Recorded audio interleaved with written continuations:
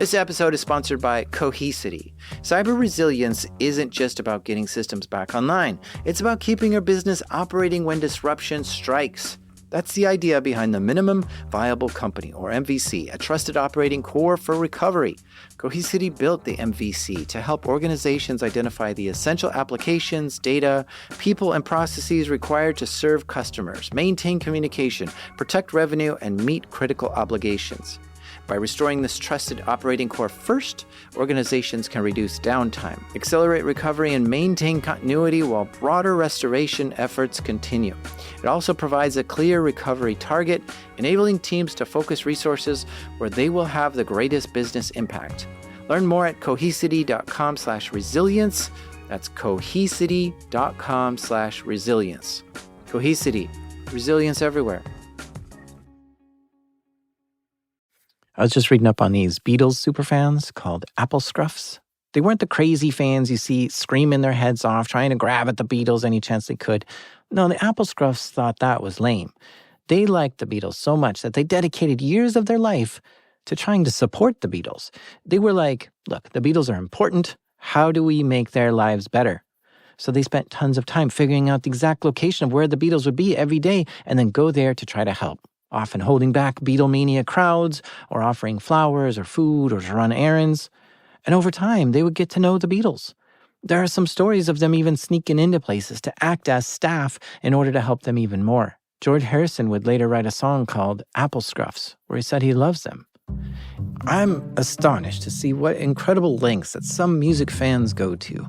They'll cross continents just for a fleeting moment with their idols, or endure relentless weather, or camp out for days, showing a level of devotion that defies logic. The risks and sacrifices that some fans make is truly remarkable.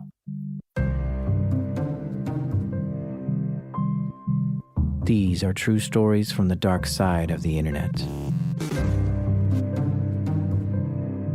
I'm Jack Rhysider. This is Darknet Diaries.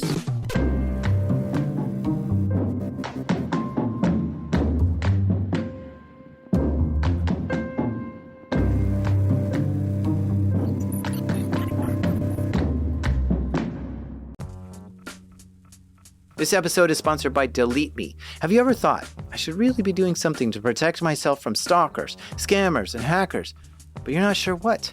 Here's what you should do. Go to www.joindeleteme.com/darknetdiaries and enter code DD20 and you'll get 20% off Delete Me. And a few years ago, I signed up and Delete Me got busy scouring the internet for my name and gave me reports on what they found and deleted stuff. Take control of your data and keep your private life private by signing up for Delete Me. Now at a special discount for my listeners, get 20% off your Delete Me plan when you go to www.joindeleteme.com/darknetdiaries and use promo code DD20 at checkout. The only way to get 20% off is to go to www.joindeleteme.com/darknetdiaries and enter code DD20 at checkout. That's www.joindeleteme.com/darknetdiaries, code DD20.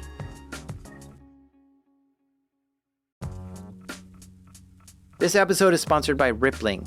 These days, you can chat with AI about almost any business problem, but only Rippling AI is built to solve them.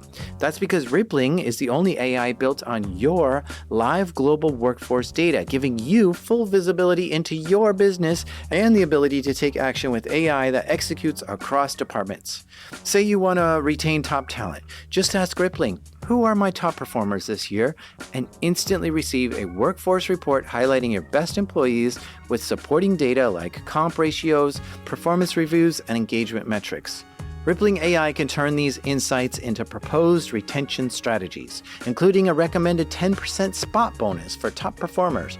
So don't settle for AI that's all talk. Head to rippling.ai/darknet and get AI that turns insight into action. That's Rippling, spelled RIPPLING. Rippling.ai/darknet. Sign up for your exclusive access today. Okay, we ready to get started? Yeah, that's fine. But could you use the name for me? Could you use Professor Dubstep? Professor Dubstep. I like that. Yeah, that's fine. So, Professor Dubstep, where does this start? The story? Mm-hmm. Well, picture this. Kind of early 2014, I was 13, sitting there, working on my Minecraft server. It was breaking all the time. The host was terrible. Staff were fighting, and I kind of just wanted to do something else. Knife Party, which is a musical act, had a new album coming out in 2014, and it was delayed. It was taking ages. Professor Dubstep was into this band, Knife Party, and wanted to hear their new album, and saw Knife Party was interviewed on a podcast and wondered if there was any mention of the new album in the interview. And there was. Not only did they talk about it, but Knife Party actually played a snippet from the new album. Whoa, cool. Professor Dubstep is actually into making dubstep music themselves, so this wasn't so hard for them to just download the podcast and grab that song out of it and listen to it on its own. I was like, well, this is kind of good. I'll chop this together a little bit and I'll upload it to SoundCloud so that other fans can hear it, and enjoy it as well. I put it up there. I didn't expect it to get, much popularity. But a few hours go by, I go back to working on my server. And then I check my SoundCloud after a couple of hours, and the plays are just racking up, like 10,000, 20,000. And I open Twitter, and Twitter is blowing up too. The EDM, electronic dance music news blogs have posted about it and said, oh, the track's been uploaded to SoundCloud early, and it's a leak, blah, blah, blah. Which it wasn't. Professor Dubstep didn't care to correct anyone, though. They just watched the madness unfold silently. But because people thought it was an early leak, they started sending them some private messages. So, checking in my SoundCloud messages, and I saw I had a message from Dino Driller. He was saying that I had some cool... Well, he thought that I had some cool music, some cool unreleased things. And I had another message from Spin Tire, who... it was basically just asking to add me on Skype and talk some more. So I took this opportunity, and I'm like, well, we'll see what he wants. So he adds me up, and he says, oh, so how are you getting these things? And I explain, I say, well, I don't actually have anything. It's just kind of blown into something that it wasn't. But that I do like to look around and see if there's hidden things that are kind of not really supposed to be in the main public view, but are made public accidentally, and so, things like that, or things that appear early. And he said that he likes to do the same sort of thing, looking in, trying to find open directories on servers and things, and accidentally public info. So we kind of connected, and we had a chat about that, and we were talking about that for hours. Yeah, there's a ton of stuff on the internet that shouldn't be there. I'm very aware of the site Showdown, which scours the internet looking for private stuff accidentally exposed publicly, like being able to view surveillance cameras, license plate readers, servers with default passwords, and entire databases that are just open. But that site is mostly exposing cybersecurity flaws on websites. It's not really a place to go find unreleased music. We're trying to solve a different problem here. Maybe Google dorking can help. I know I found quite a bit of music this way. You could search Google for any music files with the band name in the file name, and Google will happily show you tons of music that you can easily download. And sometimes you can find things that probably shouldn't be public. So they're going over these strategies in chat, different ways to find music online.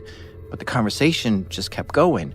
They're sharing more secret ways to discover things. One of them starts talking about the website Bitly, which is a URL shortener. It just allows you to shorten links. But they had a glaring flaw in their system where if you add a plus to the end of any shortened link that was made while logged into an account, and you could click on the public user profile of these accounts and see everything that they'd ever shortened using the service. And many of the links that we were looking at, music related, would always be made by a management account, for example, and they would share internal things on the link shortener as well, and we would be able to just see those and download them.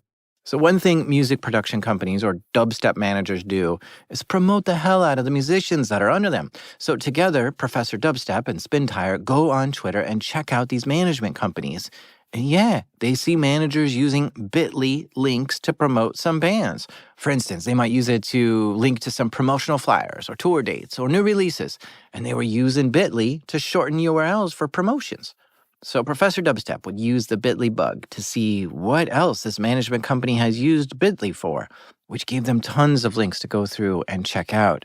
A lot was for public consumption, but sometimes they'd find things which shouldn't be in the public. Yeah, exactly. It would either be audio or Photoshop documents, or sometimes there were internal memos like promotion plans for upcoming releases and things. And just being able to get kind of a look into the inner workings of these labels and management companies, of how they function, how they put their things together and make their plans, which was really interesting. This would give them new content to post on SoundCloud or Reddit. On Reddit, Reddit also has direct messages. And a message came through to my inbox from a guy called Jay Brown. He added me on Skype as well, and we got to talking. He was a different kind of person. He was what's known as a dubplate trader. Now, dubplates are a nickname for unreleased music. And in more modern times, that's just come to be on an MP3 file, basically. Just an MP3 file that's not released to the general public. And there is a whole scene of trading these files in small circles. You know, it's kind of like Pokemon cards. You know, less valuable cards are treated way differently to ones that are rarer, and it's the exact same with dubplates. So this guy called Jay Brown comes to me and he says, "Oh, I've got some stuff. Do you wanna check out what I've got? I've got this and that and this and that." Kind of presenting it as if he was some kind of drug dealer or something. I wasn't really interested in anything he had. There was one specific track, which was Knife Party's Suffer. And I didn't have anything that I wanted to give him because I wasn't a trader. I had my couple of things that I found on my link shorteners. And I decided that I would try and make something out of nothing. So I took a clip of this radio recording. I kind of chopped it together into something that sounded semi-reasonable and presented it to him. Like you were creating your own music that sounded similar, or editing it in a way that... editing it, an unreleased track, in a way to make it sound as if it was an original source file, but when it actually wasn't a source file. So it's trying to make something seem real that wasn't, so that he would believe it and send me the thing that he had that was real. It was quite a scheme. It was quite a scheme. Yeah, it does introduce quite an interesting situation of, like, when you're dealing with official releases, it's coming from the official channel, right? But when you're trying to get your hands on these unofficial releases, there isn't any legitimacy to it. It could be from them, it might not be from them. And you were playing into that of, like, you know what, you're not going to know if this is from Knife Party or not, but I'll put a little clip in there from Knife Party just to kind of make you think it is. But then I'm just going to make it up after that. Yeah, that's pretty much how it went. And if you were good at this, making something sound semi-legitimate, these traders didn't really know much better. It was quite easy to convince them of something and to kind of ignore what their own ears were telling them. And it worked. This is getting wild. Not only was Professor Dubstep looking for unreleased tracks, or dubplates as they say, but they were taking popular songs and putting in changes to make it seem like a new mix by that musician. Pretty shady and deceptive. But as a teenager, it doesn't seem so bad to play around with someone else's creation and see if someone will believe you that it's original. Well, that's the thing. It's unspeakable. You never speak of that you did an edit to it or something, because it would give the whole game away. And me and Spintire kind of kept doing this between ourselves. We thought this was quite a good idea, that we would make some more fake things or edits, and we could use them to float in these trading circles and kind of just drain their whole collection of rare things without actually causing any damage ourselves to any of these releases. Because the dubplate trading scene, it does cause massive damage. No matter how big or small the artist is, if their unreleased track gets leaked online in some way, depending if it had a release planned or not, once it's leaked, it's over for that track forever. So it really, it's not something to Well, it's just not a good thing for the music scene, really. Because they recognized that publishing unreleased tracks hurts the artists, Professor Dubstep stopped posting unreleased tracks publicly. And by the way, Professor Dubstep actually makes music himself too. I'm a multi-instrumentalist, but also I make dubstep myself. And this is something that I was learning to do at the time. So this was a way to learn more about the music making process. I'm interested in these unreleased music, but more to just listen to it and break down what's going on with it. Because not all of it remained unreleased. Some of it was just early versions of things, work in progress versions of songs that would then come out and be almost entirely different. So it was interesting to just hear the differences between them for me. Okay, can I ask you a question about dubstep? Mm-hmm. I'm afraid to ask this publicly, but what's the deal with all the dolphins in dubstep? The dolphins? What do you mean? You shared with me a playlist of dubstep music, and yeah. in there is a track called Elephant by Barely Alive. Oh, right, yeah. Okay, so this is the song, and they think this song's about elephants, but it's clearly not. So listen to this part. So there's an elephant there, right? Mm-hmm. But right there was, that's the dolphin. Oh, I see what you mean. The dolphin in there. And let me show you another one. Yeah, actually, I never put two and two together. That is a dolphin, isn't it? Dolphin on Wheels. Oh, that's a Dylan Francis tune, isn't it? Yeah.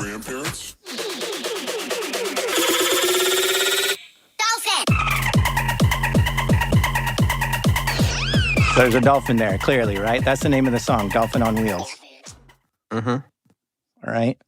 So another song you sent me was Cash by Barely Alive. Yeah, I remember that. You hear that? Beep, beep, beep, beep, beep. Yeah. Another song you sent me, Borg by Funtcase. Beep, beep, beep, beep, beep, beep, beep, beep, beep. Bang. So I think Bang by Wave you might be Dash. onto something.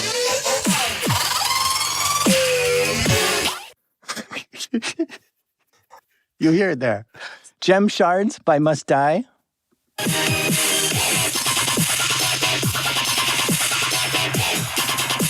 That is a dolphin, is not? I have to concede on this. It is. The dolphin is the lead singer in every dubstep song that you sent me. It might actually be true because a lot of dubstep is kind of self-referential. Yeah. Well, I went through Skrillex's songs, and this is the dolphin I found in Skrillex.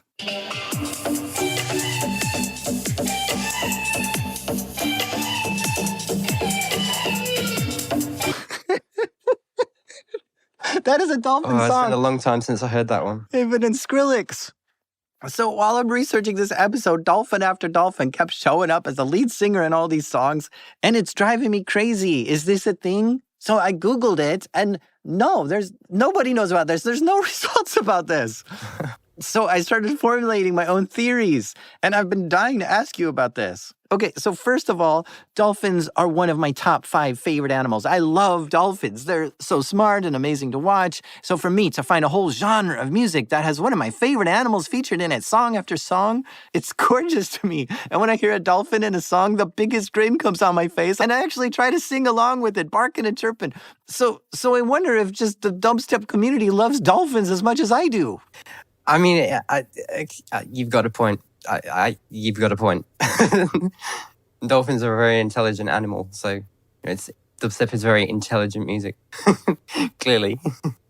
I also wonder if there are sounds in the dolphin language that speak to us in a really profound way. Like it might express an emotion that we just don't have words for in English, but dolphins do, and they can somehow teach us more about ourselves. And dubstep artists add these sounds in because they know the power of dolphins and want to help us ascend to new heights. Yeah, we all do come from the sea originally, so some common ancestor might have, we're just going back to our roots in a way. And the other thing I wonder is, since this is such a popular part of dubstep, if the dolphin is like a secret mascot. Like if you go to EDM parties, would I see people with dolphin stickers and patches and tattoos all representing some inner group where you're like not allowed in certain parties unless you have like a dolphin tattoo or something?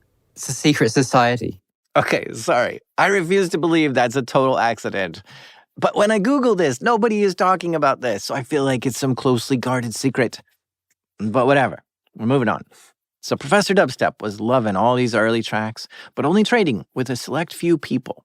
It was kind of like a little triangle. There was me, Dino, Jay, and Spin Tire. And we'd sit there like a four, kind of not talking to each other, but relaying between each other. And these tracks would go around in that little circle like that. Dino Driller, he was 14-year-old dubstep producer, same age as me. We'd just hang out on Skype now and then. Dino Driller somehow got the attention of Excision, who was a big-time dubstep artist. Like, Excision had quite a few big hits and was pretty popular, and saw how Dino Driller was trying to come up in the scene. Yeah, because Excision does a lot of things to support the underground artists in the scene and help them get some exposure and things. He owns a record label that was called Rotten Recordings, which he signed a lot of up and coming people to actually help them get a head start. So Dino was one of these up and coming producers that Excision was trying to help out. So he invited young Dino over to the house in Canada and to make some new tunes. Oh, and by the way, if you're wondering if Excision uses dolphins in their music, here's a snippet from his song Asteroid. What do these chirps mean? Okay, so Excision and Dino Driller were working together at Excision's house, making some cool music, and he was really helping Dino Driller out a lot, actually. But since Dino was also into trading unreleased tracks, he couldn't help but wonder, what unreleased stuff does Excision have? And being right there in his house made him very curious. One day, Excision invited Dino Driller to come over and work on some music while he's at the gym.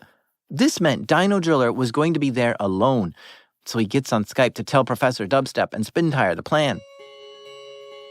When Dino goes to Excision's house, Dino will go and dig through all the old hard drives and things and search for some unreleased or work in progress goodies and things from people in the scene. No, so Dino had a nefarious plan for visiting Excision's house. Yeah. Oh my gosh. So Excision wasn't around and trusted. So this is the thing. This is betrayal at this point. He trusted Dino to come on in when I'm not around. It's cool. You're a musician. I like your stuff. We're hanging out. We're friends. Yeah. And now Dino's like, it's working as planned. I've got full access to your stuff. That's exactly it. I'm going to grab some hard drives. We were sitting there on Skype like, look for this and that and this and that. Sending him file names like, could you look if there's this thing and this Skrillex thing and blah, blah, blah. Meanwhile, Excision was out at the gym. We'd just be sitting there like, hey, get this, get that. Eventually, Dino ran out of old hard drives to comb. So we're like, well, there's stuff missing from here that should be there. So the final location that was searched was Excision's actual sock drawer for CDs and USB drives. And what did he find in Excision's sock drawer? Old CDs with the things on that we were looking for. I'm not kidding. There was a demo from Skrillex called Dimbo, which was a demo of one of his biggest songs, Kyoto. And there was just all kinds of things on there, just work in progress things that had never come out, that no one had ever heard before. Mostly made by Excision. Well, there was some Excision, there was some Skrillex, there was some Knife Party, some Noisia, all kinds of things that these communities had been looking for years and begging for, and it was right there on these CDs in the sock drawer, and they were now being sent to us on Skype. Dino was pretty careful to just copy everything right there in the house and put it all back exactly where it was, so Excision wouldn't know anything got taken. And then he passed it around. Yeah, shares it with me and Spintire, and we just listened to it together like, oh, this is amazing. This is really interesting stuff. That's kind of unbelievable.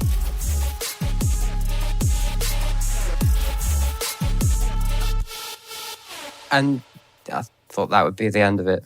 But no, after a week or so, literally just a week, some of these things started to leak onto Reddit.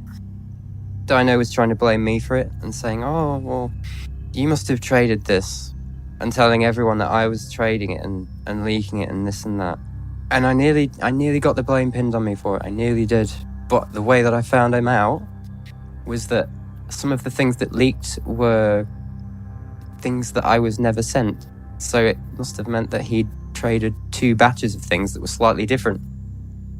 One to me, and other batches to whoever else, which contained different files.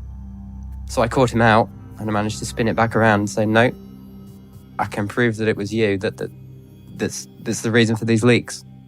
So Dino leaked it and blamed it on you. Yeah, well, he didn't leak it, he sent it to the traders, like Jay Brown. Mm-hmm. And what are the traders like this idea of providing the public this stuff? It gives them a thrill. They're like, oh, look at that. I'm getting a lot of upvotes, getting a lot of downloads, making some waves, got an article written about it. This is going great. Like, that's what they thrive on, right? Sort of. It's more that the traders themselves thrive on just the status of having these rare things. So they can go to people and say, oh, I've got this and that, and I want that and this. And they can trade them for that. And then eventually it just, everyone goes in a loop and carries on doing that between each other until eventually someone posts it online. Then once it's posted, that song is burned in the trading community. It's no longer a rare item to have.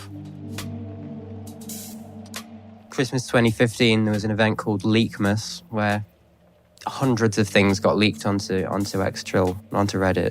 All of the things that Dino had taken from Excision's house, all of them leaked. There wasn't one single thing that didn't get leaked. And it was all just because it was being traded like crazy. Did Excision ever figure out that Dino did this? No, to this day, he's never realized. He never found out.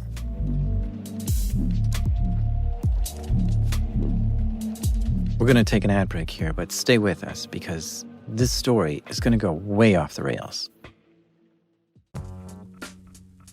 This episode is sponsored by SpyCloud. Everyday stolen identity data like credentials, session cookies, PII, and more flows through criminal underground markets. Most companies don't know what's been exposed until it's too late. For the last decade, SpyCloud has existed for one reason: to disrupt cybercrime and end criminals' ability to profit from stolen data. That mission has never been more urgent. SpyCloud's latest idea has been to recapture darknet data from successful phishes, info-stealer malware, combo lists, and breachers to put it to good use. They transform it into automated identity threat protection using advanced analytics and AI to protect workforce, consumers, and supplier identities from authentication bypass, session hijacking, account takeover, ransomware, and fraud. Don't wait to become the headline. Find out what criminals already know about your organization. Get your free Darknet exposure report at spycloud.com/darknetdiaries. That's spycloud.com/darknetdiaries. Professor Dubstep was getting deeper into the unreleased dubstep trading scene. 2016 comes around. The tactics that traders were using to obtain the unreleased music files was changing a little bit. And there were a couple of incidents where artists had played a DJ set at a club and someone would go up after the show and just take the USB drive straight out of the mixer. Whoa. With all the secret stuff on it. Yeah. They'd go right up on stage and grab the equipment. Yeah, well, it's Pioneer CDJ systems there. You basically just put a small USB flash drive into the top. So if someone walked past it, they could just swipe it really easily and no one would notice until it was too late. Well, I mean, doesn't the music immediately stop? If it's after the show's just finished, there's like a small window where someone could grab it and no one would notice. Woo, that's some balls, to go to a live show, see that performing artists you like, and then to steal their their files right from under their nose. Yeah, it's been known to happen about 3 or 4 times in the space of 1 year. Holy moly. The lengths these people go to get unreleased music is unreal. And I think it's a testament to just how dedicated and motivated the fans were to hear more, to get the latest stuff. Like, you don't see consumers just like going to a sewing trade show and stealing the latest sewing machine from the demo booth, because that passion doesn't exist there. Music has this way to give us like a meaning to life. It can be our therapist, our best friend, our lover, and our dance partner. It moves us in a way that not much else can. So some people would risk getting arrested to steal a thumb drive with new music on it. Yeah, it happened plenty of times. There was a guy called Snails who was blowing up in the scene in late 2015. He had his USB stolen. All of the files from it leaked onto Reddit. Skrillex had his USB stolen as well. And all of those things ended up leaking in late 2016 onto Reddit. Again, it's something that keeps happening. I think it still happens to this day that artists have their USB drives stolen out of the equipment on stage. God, what do you do here? Weld your USB drive into your equipment? Or what about putting a decoy USB drive in, but it's really a trap? And if somebody goes to grab it, they get electric shock. It's also interesting to just parse the idea that music is just files, it's data on a computer, or a USB drive in this case. And I never thought about applying cybersecurity to music, Like, it's acoustic sound waves, not computer files, but no, it is computer files. And so it needs its own version of cybersecurity too. Huh. Okay, so let's talk about Reddit. The pop-in subreddit for all this was Xtrill, which is a place to post links to unofficial dubstep music. Live recordings from concerts, radio mixes, stuff that wasn't on the artist's official Spotify or YouTube or SoundCloud, but it is from that artist. And these alternate versions were sometimes better than the original version. And fans were loving this subreddit to listen to new mixes. Leakers in the scene were frowned upon. So things actually being leaked, whoever leaks something is, it burns their reputation. That's the nuanced thing about it, though. While people went crazy over leaked tracks and would get a lot of people excited, the subreddit had to take action on this to avoid being labeled as a leak site and get shut down. So they'd remove the leaks and ban the leakers. Because it was, it just goes, one thing, they're traders, they don't like things leaking. And 2, it does damage things. 3, it invites trouble, it invites legal trouble if you are the one to leak something. The Xtrill subreddit is layered like an onion, though. Basic stuff was on skin level. Peel it back, and you find some juicier content. Traders with rare stuff. There were rules, though. No piracy allowed. And no posting unreleased music. But the rules were often abused. To the outside, Xtrill looked like a place that was just a rampage of things, totally uncontrolled. But actually, behind the scenes, it was kind of a front. So if an artist was cool and contacted the moderators of the subreddit or the people in charge, they could say, please, prevent this thing from leaking. There's release plans for it soon. Just, would you mind keeping it off? And if they were nice about it, they could get their brand added to the filter so that nothing could be posted. Really takes a certain set of eyes to understand what's going on in Xtrill. Because even when something is posted, are you familiar enough with that band and that track to know if this is legit or made up or a leak at all? So late 2016 rolls around. Spintire comes to me on Skype and says, look, we've got this old password of Skrillex's. I say, okay, well, how? How does this happen? And he kind of hesitates to explain it at first and just says, oh, just look at it. Just try it on these things. Just try it on the old Skype account. Oh, okay. And it works. It logs straight in. To Skrillex's Skype account? Yeah. And it was an old inactive account. It was dead. It was not being used. But the password worked. And I said, well, how do you get this? Yeah, good question. Skrillex is the biggest name in dubstep. He's a Grammy award-winning artist, loved by millions of people. He has millions of followers on Twitter too. To get his password on Skype is a pretty big deal. And I said, well, how do you get this? Eventually he explains, he says this databases have leaked from all kinds of sites. There was quite a lot of databases that got stolen and uploaded online in 2016. There was Dropbox, had their database stolen. Last.fm had their database stolen. MySpace had their database stolen as well. And they're all just uploaded to this thing called, I think it was Leaked Source. And you could basically pay $20 a month for access to this. And it would give you access to all of these databases. So you could just view the results, the hashed passwords and things. And you could just take the hash and just decrypt it yourself. Because they were really poorly protected, just standard MD5, which almost the whole MD5 table had been cracked by that point. Oh my God, this is about to get insane. Huge database breaches with millions of usernames and password hashes. Combine that with the ravenous fans willing to stop at nothing to break into dubstep artists' digital lives and steal whatever they can to post it to Xtrail. And Skrillex is one of the first to get a working password for the biggest dubstep artist in the world. My goodness, my brain is running a million miles an hour right now. There is going to be an all-out onslaught of people that are going to be trying to hack into these musicians' files. Hey, yo, I'm eating Fun Dip right now. So what we've done basically is just put the email in that we knew of these artists, and if they had a result come up from some old database that had been leaked, that was poorly encrypted, you could take that hashed result and decrypt it, and just hope that their security was not so great and that they kept reusing this password for all the time and use the same one on every site or whatever. And dang, that is a sweet combination of Last.fm, Dropbox, and MySpace. It pretty much means every dubstep artist would be somewhere in those database breaches.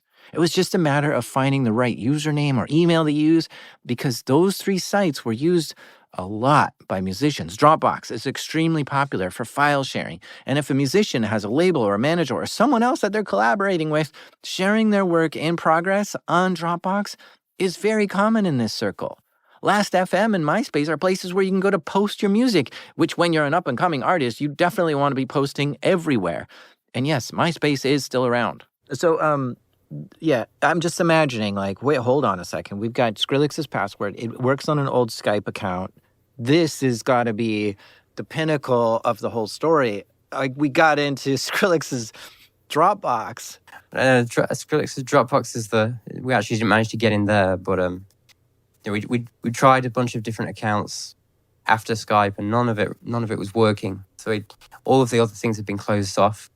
So you couldn't get into his Dropbox? No. Nice job, Skrillex.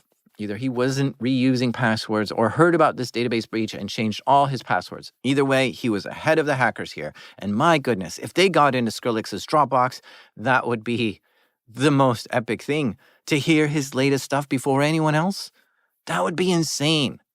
But they couldn't get in. No. So we decided instead that maybe his manager would be a good target to try and look to see if there was anything leaked in the databases for his manager. And so we had a look in, and there was. It was a really old result from 2008, but it had been the same result appeared in all of the databases. So it had a good chance of, working in some maybe old sites that had been inactive, would have been used in the past for sharing music and stuff internally. So me and Spintai were sat there on Skype, and we tried it on the Mediafire page, which worked and logged us in. And there was some interesting stuff in there. There was Photoshop documents. There were a couple of unreleased tracks that had never come out before, never even been heard. Skrillex tracks? Mm-hmm. Yep. Hot diggity. That's, I don't know if you're seeing it the way I'm seeing it, but that's got to be the biggest find ever, so far, at least in this story.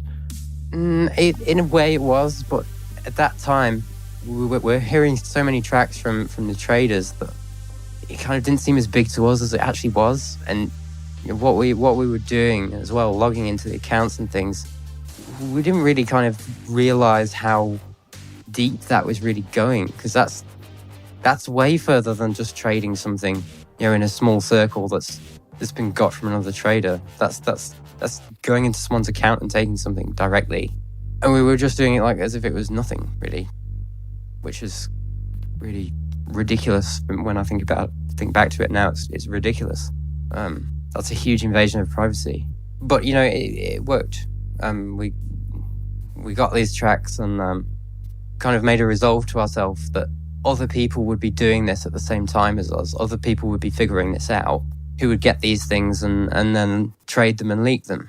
So that's what me and Spintire were basically saying with each other. Like, it's better that we're doing it and we can keep these things safe and listen to them between ourselves and have the interest with it, and then keep it secret, keep it from leaking. So part of keeping it from leaking is changing this manager's password or deleting it out of there or something, right? Yeah. So we'd go in, we'd grab the files and then either just change the password straight up so that no one else could get into the account, or to contact the person that we'd logged into and say, we've compromised your account, you need to change this password. And which many of the times we actually did that. We contacted them, said, you've been compromised here, this is how it happened, you need to change your passwords. Whoa, what a weird moral compass that is. They knew breaking into someone else's account is wrong, but their attitude was, if it's not us who breaks in, it'll surely be someone else who breaks in, and they could cause big problems. So it's better that we do it so we can fix it. And for the incentive of getting in and fixing it, we'll just take a listen to whatever we find along the way and just keep it for ourselves. We decided to look in these databases for Dino's, if he'd had his passwords leaked in some database, and that we could try them out on the Skype. Oh, wow. Dino was that guy who stole things from Excision and then leaked that stuff to other people, then tried to blame Professor Dubstep for the leak. Yeah. This is where it gets good.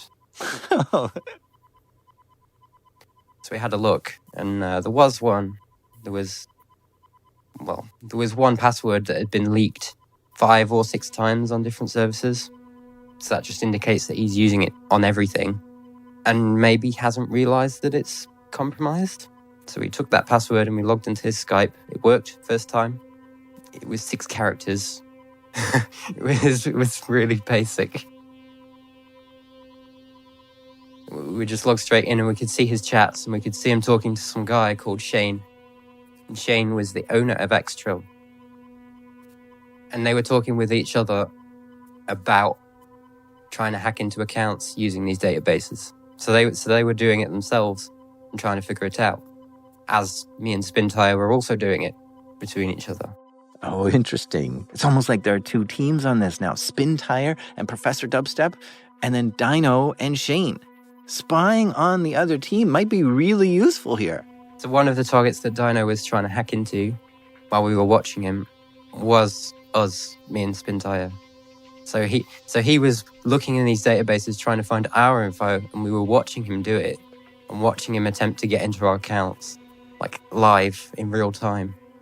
What accounts of, like, your Skype account? Yeah, anything he could manage. Our Skype, our Dropboxes, SoundClouds, anything basically. Oh, so Dino's talking with Shane like, hey, do you have Professor Dubstep's? Do you see them in this at all in the data? Yeah, I see them in the database. Oh, cool. Let's check their password.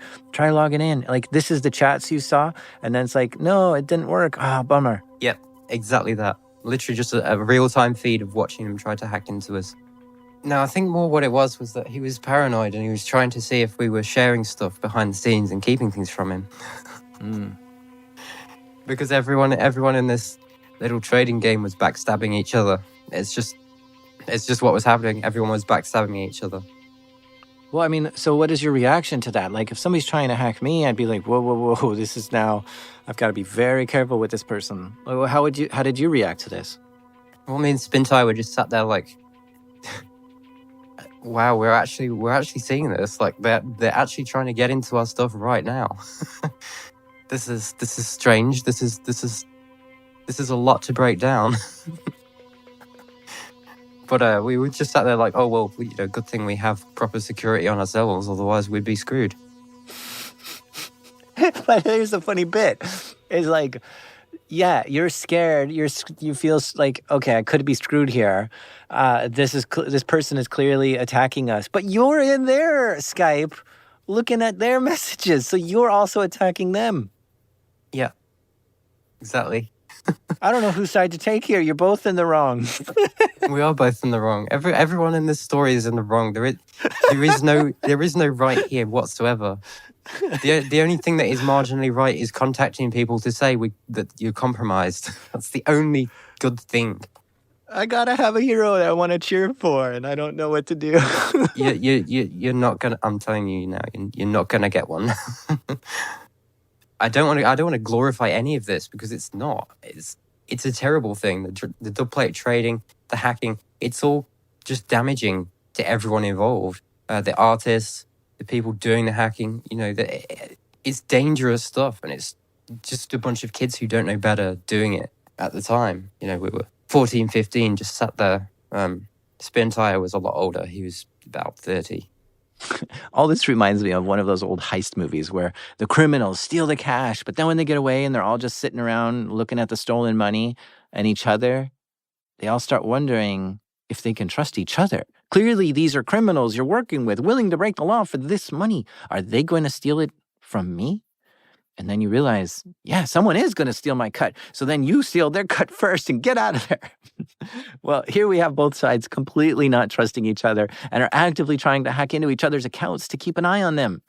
But it's interesting that Dino was working with Shane, who was the moderator and owner of the X-Trill subreddit. Through these chats, they could clearly see how involved Shane was in the trading scene. He really liked collecting dub plates and getting his hands on unreleased stuff. So we carry on. We try and get some more targets. We think of other sites that we can try and log into. So we take a look at box.com, which is a cloud storage provider, usually used by small businesses, big businesses, record labels, production companies, anything.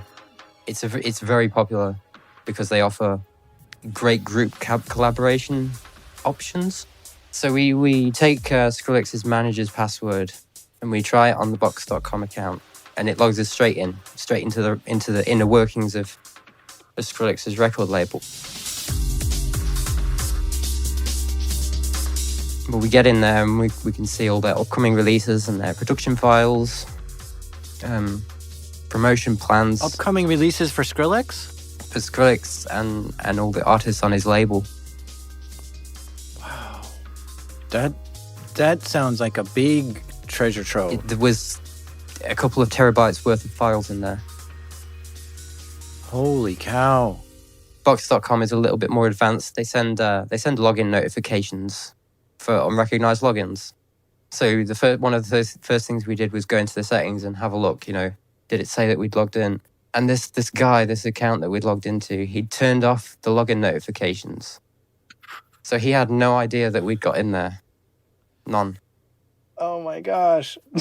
There's a lesson there, isn't there? Yeah, leave something on for something like that, which is heavily relating to your business. You need to have these notifications turned on to tell you if your security is compromised. Unreleased tracks are worth more than demos. Demos are just early versions or remixes of songs people have already heard. But unreleased tracks, nobody's ever heard yet. Okay, so give me a list of things you found on there. There was unreleased Skrillex songs. There was individual audio assets for some Skrillex things and the other artists on his label, like the individual master stems and things for songs, multi-tracks, so that you could basically break them down into their parts and things.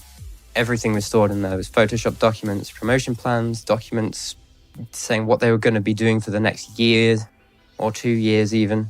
Internal voice recordings of meetings between the label executives and things.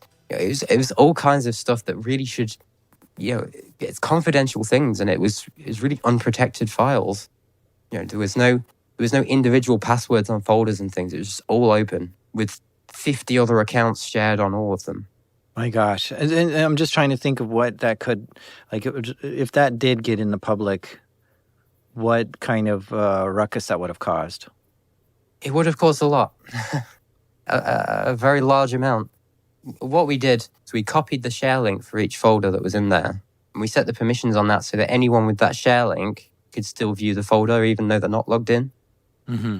And we also copied the collaborator invite links for the folders because that option was not password protected. So we could invite like a new burner account so that we would still have access for ourselves on new accounts altogether, and the original one would be closed down.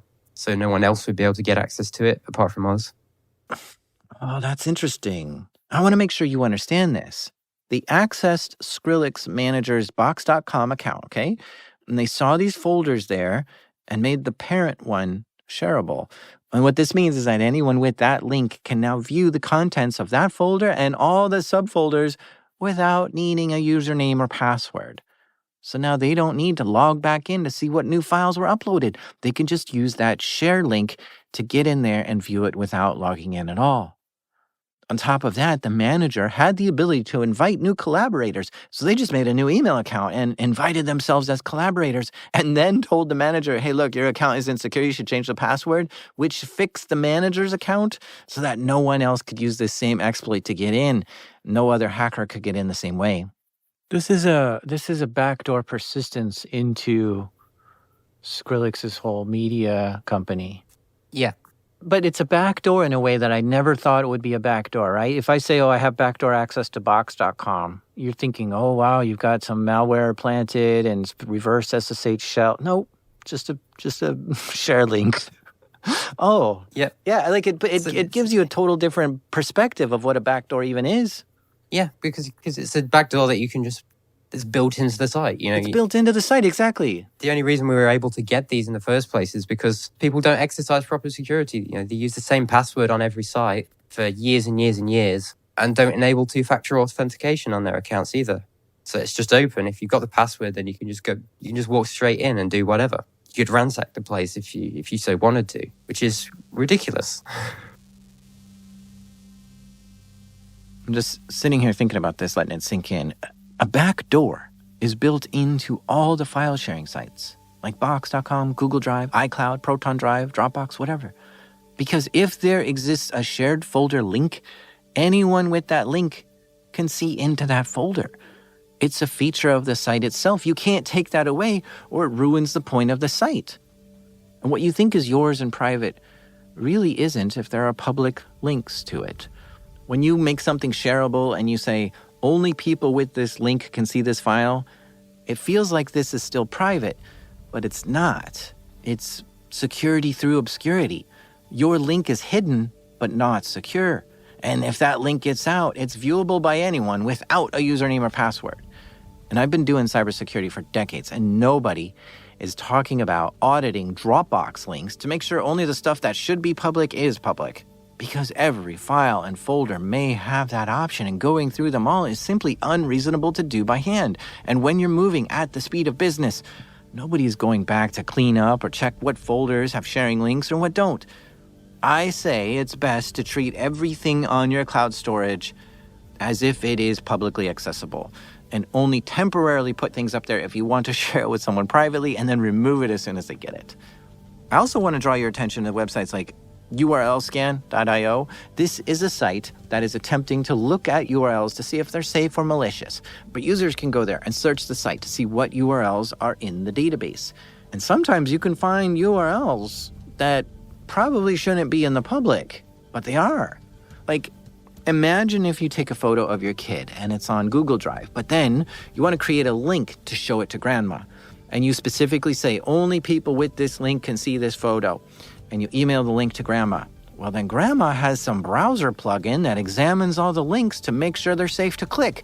So when this link gets examined somewhere, bingo bango, suddenly that link to your kid's birthday party is now floating around on the internet in all kinds of databases, being clicked on by who knows who. URL Scan collects links like that. Hybrid analysis is another tool. Cloudflare Radar URL Scanner is another. Not to mention DNS providers all over the world are logging things too. It's not just Google Drive and Dropbox. There are tons of other online storage websites that you could look for. iCloud, Box.com, Sync, Ignite, Ionos, HiDrive, AWS S3 buckets, Proton Drive, and so many more. The list goes on and on. So the data is available. It's just a matter of sifting through it to find something juicy. In this case, they were looking specifically for dubstep music and stepping over anything else that they came across. Okay. So it was just you and Spintire that got access to this. Yep. And you just kept it between you. Nobody shared it beyond that, right? So I thought, how I wish. Because as usual, a few weeks went by and other people started to hint that they had these files, or, well, the traders got access to some things and there was no explanation for it other than that Spintire must have shared it with someone. So I quizzed him on it and I said, if you have, I'd rather you just tell me. I won't be angry. I just want to know. He still denies it. So I start thinking, oh, well, someone else must have got access somehow. Like, aside from us, someone else must have initially got access to the account. So I treat it as that for a while. I let Spintire have the benefit of the doubt. We carry on going. We think of some more accounts to try and get into, different people. Another thing we were trying was a management company for Diplo and Major Lazer, who are a bit closer to pop music. And we tried his manager's box.com account based on what we'd found in these leaked databases. And sure enough, the password worked. It logged us in. There was another couple of terabytes of data in there. There was a lot more than just Major Lazer. There were in there. There was Diplo, there was A-Track, there was Dylan Francis, Kill the Noise. There were about 20 different artists under this management company, and we could view all of their stuff from within this Box.com account. At this point, they've gained access to terabytes of data from these music managers, which was just too much to download it all. Their hard drives would fill up instantly, so they had to be selective of what they were grabbing. I don't know what this is like to come across this, but I imagine you cancel your weekend plans and you're like, I got a whole bunch of cool stuff that just arrived in the mail and I can't wait to dig in there and listen to stuff, because you can't speed through listening to these things. You've got to really be like, wow, I'm going to let this one play the whole thing. Like, nobody else is hearing this but maybe 4 people in the world, and Diplo made it. Like, wow. Yeah, this is where it gets a bit more dangerous, because some stuff that they had in that Box.com account, they were basically keeping all of their artists and people that were involved in touring and things, production crew. This management company was keeping all of these people's personal documents in there. They're calling them contact sheets, and that contact sheet would have more than just their contact information on them. It would have their artist's social security numbers, bank routing info, passwords, all kinds of insane stuff that was just supremely dangerous to keep in largely unsecured folders with no extra passwords on them and seemingly no reason to put that info in the document whatsoever. And then to not secure your own account properly, it's exposing all people that are millionaires. It's kind of just lucky that none of me or Spintire or any of the people that eventually were doing this, that none of them were interested in anything more than just the music, because the amount of damage that could have come from that is insane. Here's a situation where the management label for musicians was being careless with the artist's private data. Driver's license, social security numbers, and saved passwords were sitting there on these online drives. And while it wasn't meant for the public to see, there were gobs of people who did have access to this that worked for the management companies, or even other musicians could see each other's files. It just goes to show, if you're not protecting your own private data, nobody else will either. These folders all had upwards of 50 people shared on them. Everyone in the business could access these things. The interns could access these things. Anyone could grab these things. Or anyone that got into the account could grab these as well and just have it. And there'd be no notification that it had been compromised. Man, that's too many people to have access to all this. Because the more people you have involved, the more backdoors might be created. Because just think, if a music production company is going to use Dropbox to store all their work in progress, it sounds to me like they don't have an internal file storage system, and maybe no internal network at all. They probably need things like email, chat system. They got to make social media graphics, a merch store, blog, social media accounts, newsletters, project management and collaboration tools, and an internal knowledge base or wiki. Chances are small businesses today are using public-facing websites for all these solutions and not self-hosting things on their own servers and their own data center. So that means if 50 people work at this place, that's 50 accounts times however many services I just listed. 10? So we're talking 500 various logins to different websites now. Who's got permission to see what and where? Small businesses are not auditing these things, and it's an auditing nightmare even if they tried. No, this isn't an ad. I'm not going to try to give you a solution. I just want to tell you about the problems that arise when you start using cloud-based solutions, and there are a whole bunch of kids who are desperately trying to exploit those. So these kids had valid usernames and passwords to get into people's accounts, right? Okay, well, that's a problem to begin with, but whatever. They were grabbing things, but they were also being smart at trying to establish persistence. If the owners of these accounts changed the passwords, they'd be locked out. So they created share links so that even if the account gets locked out, they could see what files are being uploaded later. Cool. But you can really take this to crazy levels. I'm talking about creating ghost logins. Let me geek out on this for a second because I want to try to break your brain. Okay, so let's consider Zapier and how it can be used maliciously.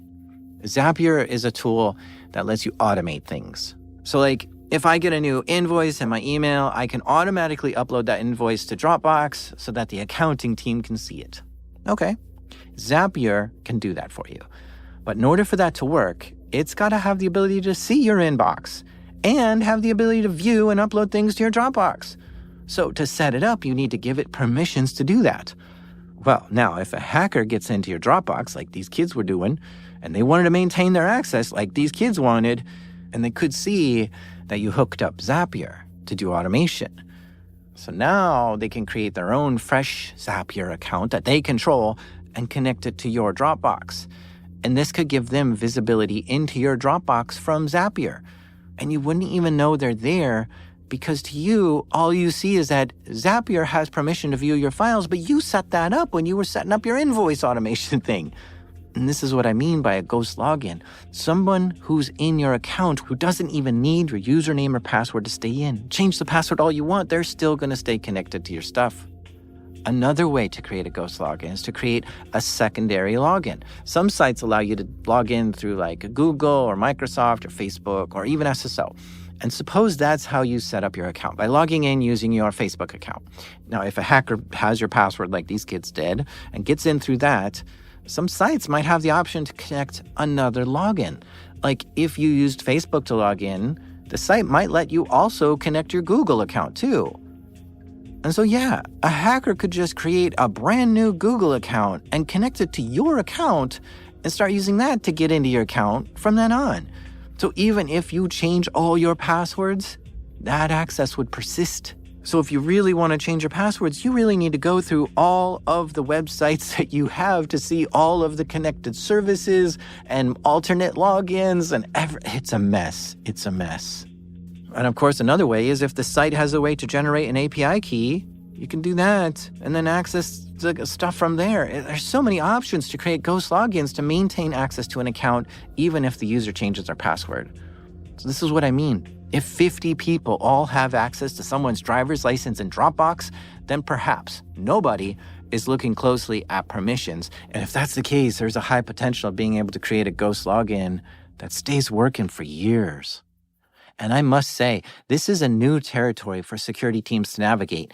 You hear about this in like general terms, like least user privilege and this sort of stuff, but you don't have people who are like experts in Zapier account security who will audit what apps you have given permission to regularly. This is a big challenge to keep up with.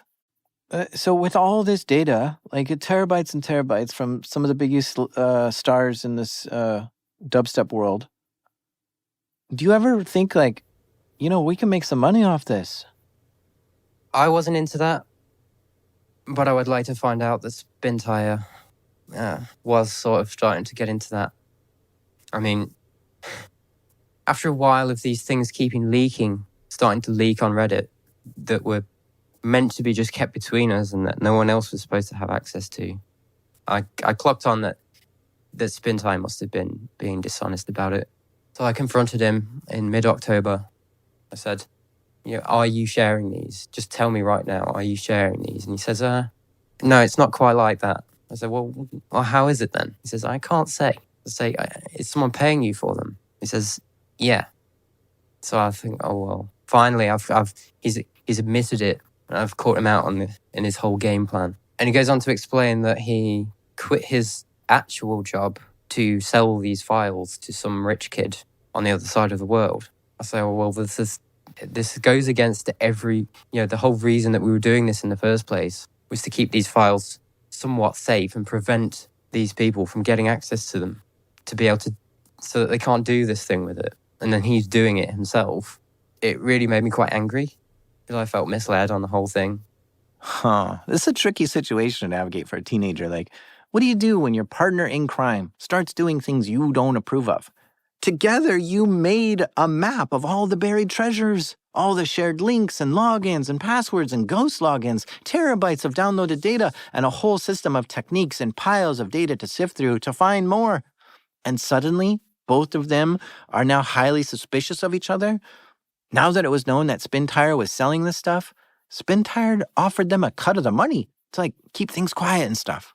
I said yes, but what I meant was I'll agree so that he keeps, he thinks that I'm on his side still. So I end the chat and I go and talk to Shane from Xtrill. Shane was the moderator and admin of the Xtrill subreddit. Professor Dubstep was like, listen, these leaks that have been happening lately, I know where they're coming from. Spintire is selling it, and I don't want more to leak out. So here are the other things that might leak.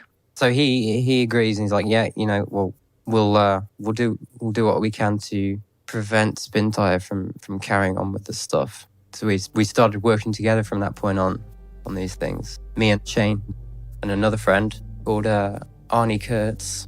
Arnie was another guy very tuned in to the unreleased music scene, and he was a whiz with all these online services and how their security can be exploited, which could be really handy to break into more shared drives and stuff. And Shane had seen that Dino wasn't trustworthy, so they stopped working together. So the new crew is Professor Dubstep, Shane, and Arnie. Spintire and Dino were out. And not only that, but they all agreed that Spintire needs to be stopped. So they put filters in place on the subreddit to keep certain tracks from getting posted, but they also started going through the ghost logins and shared links that Spintire had to lock him out. They were changing passwords and disabling shared links. It's kind of funny that this teenage crew knew exactly the steps to take to keep hackers out, yet the music labels themselves either didn't know or didn't want to stop these kids.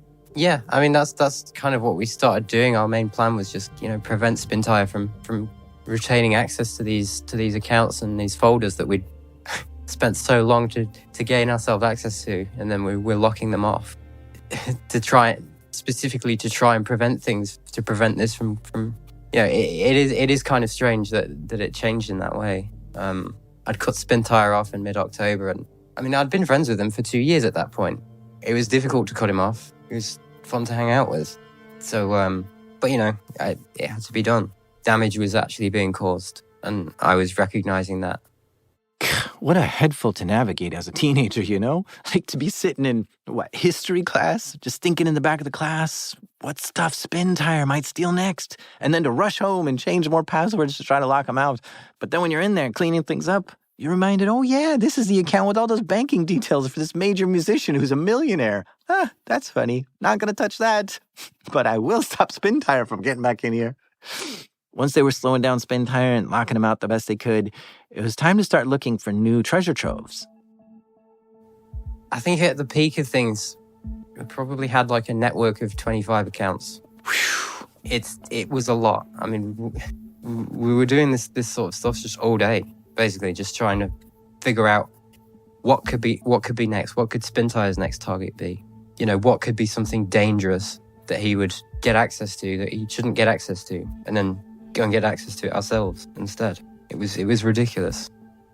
Their standard system was to find a musician's email address, search for that email address in the breach databases, get the hash, crack the hash, then use that on a whole bunch of sites that musicians might use and hope they might be reusing passwords. Yeah, I mean, that's the thing as well with Box.com or Dropbox.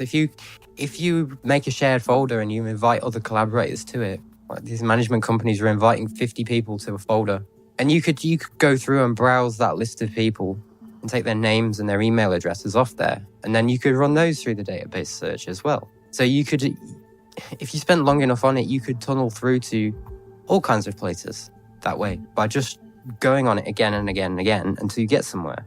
And you could build up a network that way. Of course, you all should know by now the dangers of reusing the same password on multiple sites. Here's a clear reminder why you should never do that. But you should also watch out that you're not too lazy when making different passwords.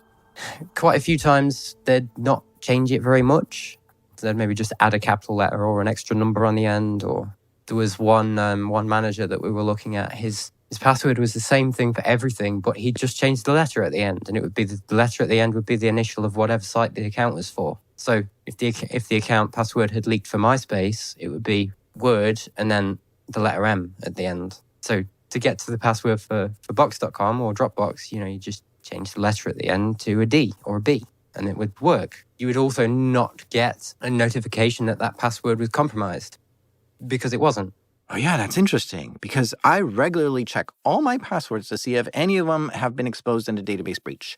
And I change any that do get seen.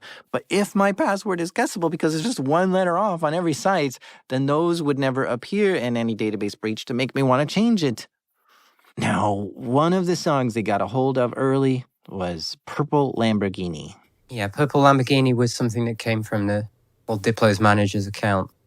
One of the artists that they were managing was called Flostradamus. They do DJ sets at the main festivals throughout the year for trap music and dubstep music. And in one of these contact sheets that was stored on this management box was all of the passwords for this DJ duo. And one of them was the password for their Splice account. Splice was a service that offered project file storage for music software.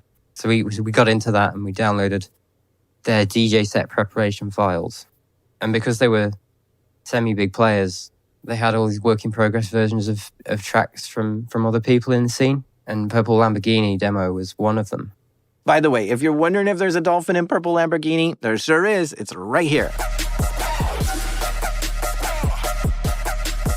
I swear if I listen to this enough, I'm going to learn the language. Now, the thing is, this is a demo version, which I think is better than the official version, but this demo wasn't released when the official one came out, and I don't think had any plans of ever getting out.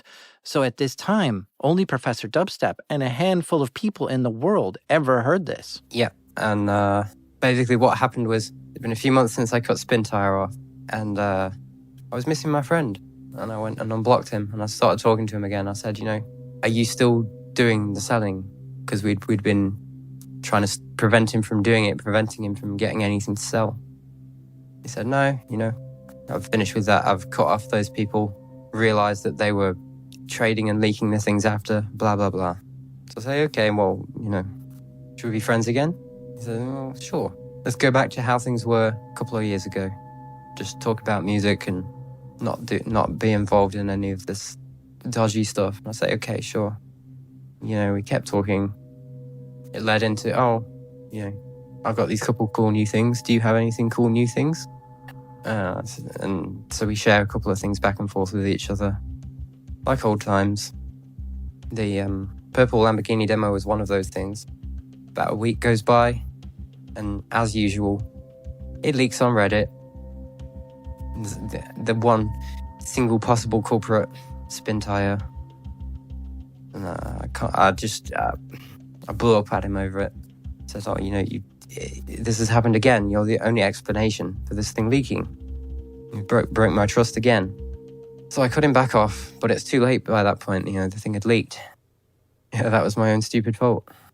But December rolls around and we had one last big thing that we wanted to try and do, which was to get into a Major Lazer production account for where they held all their song files and their production files for things that they were working on. things that you could load up in a music software and see all the individual bits of and change things. So we had the idea to go for one of Major Laser's production team and see if we could get into their things. So we had one last go on the database and see if we could get the pass to their Dropbox, and we did manage it.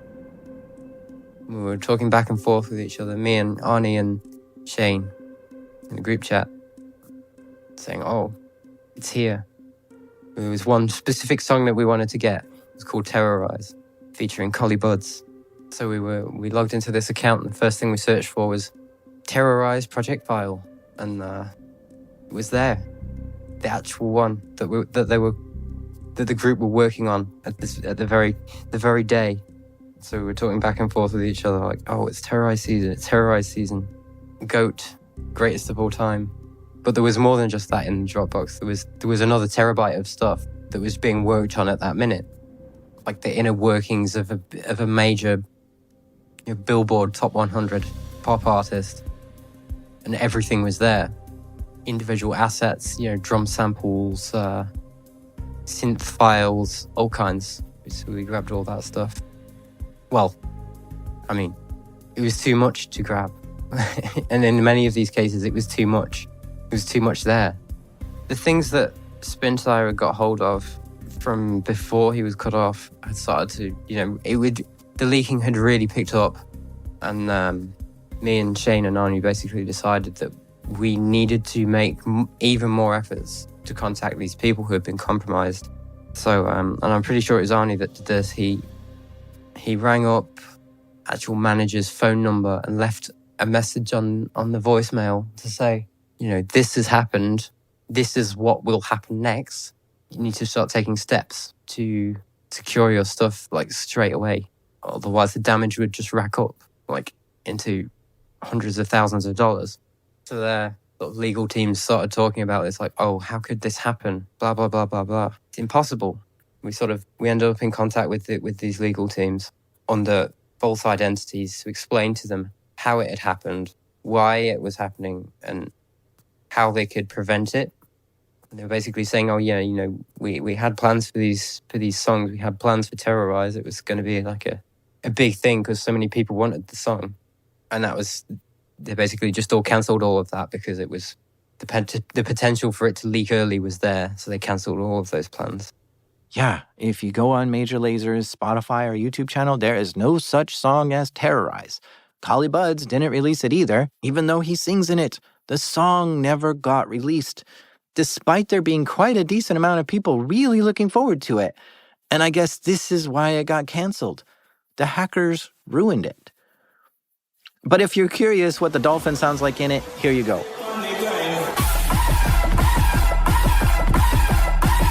This is actually a remix of it I found. The one that got leaked was a little different, but it's wild that this totally unreleased Major Lazer song is out there in the world for anyone to listen to, but because it wasn't an official release, it doesn't have many plays. And it's not an official song by Major Lazer. It could have been a hit. Major Lazer has 3 songs on Spotify with over 1 billion plays, and Collie Buddz is pretty popular too. A reggae dubstep crossover song? That's a great idea. But it was never released. The project permanently halted. How odd, just to think an early version of a song that gets leaked too soon, it upsets the label so much that they just give up on the song entirely. A album that was being worked on at the time, Music is the Weapon, that was cancelled too. Well, not cancelled outright, but really delayed.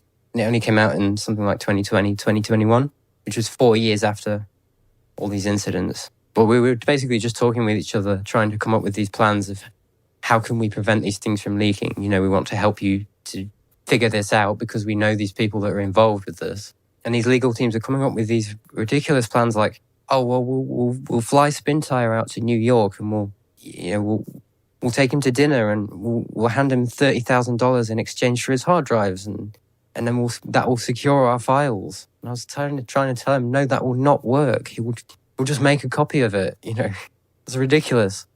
And they were not having it. They were saying, "Oh, well, this definitely seems like the best idea to me." And I was saying, no, please, no, don't do that. I'm not sure if they actually did that in the end or if they realized that it was not going to help their case. Well, did they know that you had the drive or, hard drives full of stuff too? Well, that's the thing. I didn't download all the things. I'd pick and choose a couple of things here and there, but a lot of it was kind of just not so interesting. The thing is, Professor Dubstep enjoyed listening to early dubstep tracks, but that wasn't the driving motivation for all this. Personally, I'm not really a raving fan. I was just more interested in being able to break these things down and look at the production process, because it could help me to learn how to make better music myself and see how it was being done, how the Billboard Top 100 stuff was being made, and I could use that to help me create better things myself. It's a valuable learning resource. I feel like that's a stretch, Like, you could go on YouTube and watch people making music and learn from them. You can hang out at, groups and circles, other garage bands or whatever the case is. Be like, how are you doing? Oh, wow, that's an interesting method. Like, but you're like, I think I'll hack into Diplo's Dropbox to learn on my own. Thinks I'm good. Like it's quite a different path to learning. Yeah, I see your point, but at the same time, it's kind of unprecedented that you can go into a project file and look at the entire start to finish process of it. The entire project files were in these folders. All the effects, samples, everything that was used to make the song. See, most of this music is made in a DAW, a digital audio workstation. So that might be tools like Ableton Live, Adobe Audition, or Pro Tools, or something like that. These were the tools that you'd have to use to view how these songs were made. And Professor Dubstep had these tools to examine it all. Not only could they break apart the song, isolating tracks and sounds to see how it was composed, but there were different versions of the same song too. They could see how the song evolved over time. What an amazing thing to explore for someone who wants to make electronic music as their career. To be able to study how the pros do it in such detail, you never get to see these behind-the-scenes bits. I mean, even me as an up-and-coming podcaster, I would have loved to get my hands on the full project files for This American Life or some show that I was really inspired by. It would have been huge, and I bet it would have helped me understand the complexities and details of how all this gets put together. But not only that, but to see such a variety of songs and musicians' project files, it really puts them in a unique position to have such a close and upfront understanding of how all this music was made. You have to know some in-depth music stuff already to be able to figure it out what you're even looking at. The fact that I've been able to look at all this and take some insight from it that can help me later on is basically invaluable. It's priceless. Just imagine Professor Dubstep in some music class where the teacher's like, here's the proper way to use this effect. And they're just like, no, that's not how Skrillex does it, or Diplo, or Major Lazer, or Excision. Oh, yeah? Well, how do you know? Never mind. Carry on. Anyway, it took them a lot of convincing, but they were finally able to get the legal team to fix all the problems. Yeah, the end of 2016 was the final, called it quits and stopped doing all this hacking stuff.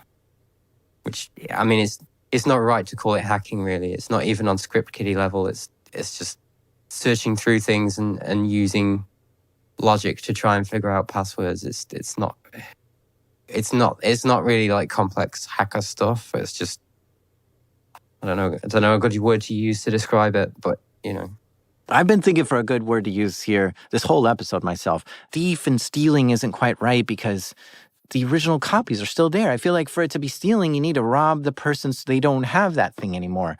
And if you post something online and someone makes a copy of it, that's not stealing, that's just downloading a copy. And that's what they did, often just downloading copies of things that had public links to it. Was it supposed to be public? No. But was it? Yes. So the term I think that best describes this is exfiltration. They exfiltrated files that were not meant for public consumption, but weren't very well protected. To me, this has the right ring to it. Professor Dubstep, professional exfiltrator. But yeah, fast forward to 2019, and I just finished college. I did a music course at college. I'd left all this stuff behind. It was all kind of calmed down. Nothing was leaking anymore. No accounts were being compromised. Well, not by me anyway. And I kind of thought, I'll find out what the old people were doing in modern day. I had a chat with Shane, had a small talk with Arnie, and Shane was still going on with the stuff, from what I could gather. Arnie had moved away from doing it, and he'd got I'm pretty sure he went to work for the FBI and got security clearance, top security clearance for something or other. Other people in the X-Drill crew some of them had got raided, some of them had gone to join the military and things like that. Everyone had gone off to do different things, apart from the one guy who had got the most weird and awkward situation possible. Spin Tire had gone from being the seller and the leaker of so many hundreds of gigabytes of data. He had gone from leaking these Skrillex demos and trading them to being on Skrillex's production team himself. Whoa. And was now technically Skrillex. Because yeah, and with that, Skrillex is one of the ones that is ghostwritten, ghost produced. He's not real. He's just a face for a brand. So you're saying a lot of Skrillex's music today is made by someone else, and then Skrillex just puts their name on it? All of it. There's a team of... in 2019, the team was at least 5-6 people putting together these songs. And that's what it's always been, really. Skrillex's first release in 2009 and 2010, like Scary Monsters and Nice Sprites, his first EP was ghost produced by Noisia to, quite a large extent. Maybe not entirely, but a large portion of his all of his sounds over the years have come from other people putting it all together. So yeah, this ghost producing runs deep in the scene. So many of the big players are fake. All right, I can't find any article saying that Skrillex doesn't make his own music.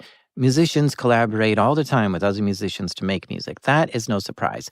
But the allegation here is that these musicians aren't crediting the people who helped make the song. So while you think it was them who made it, it really wasn't.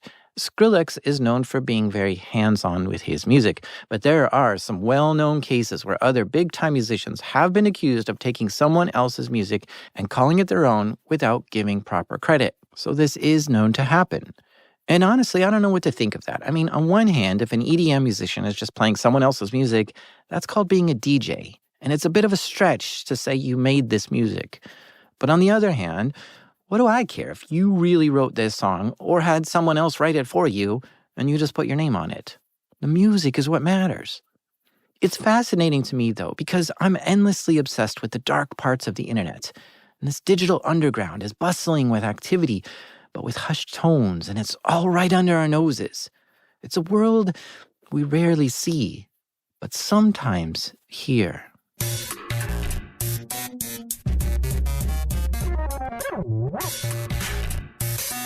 A big thank you to Professor Dubstep for sharing this story with us. This episode was made by me, the AI adventurer, Jack Resider.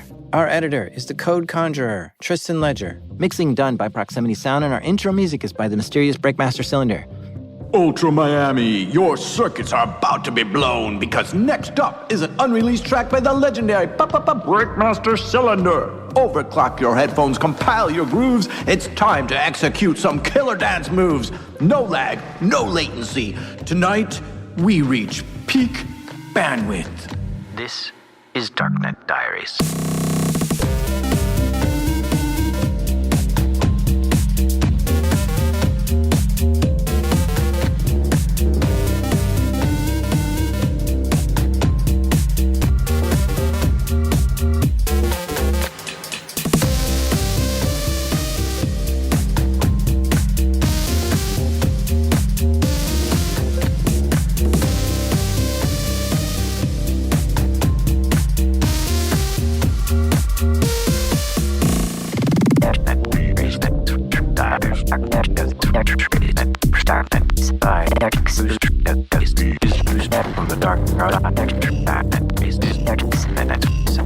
This is Dark Darknet Diaries of Jack Resider.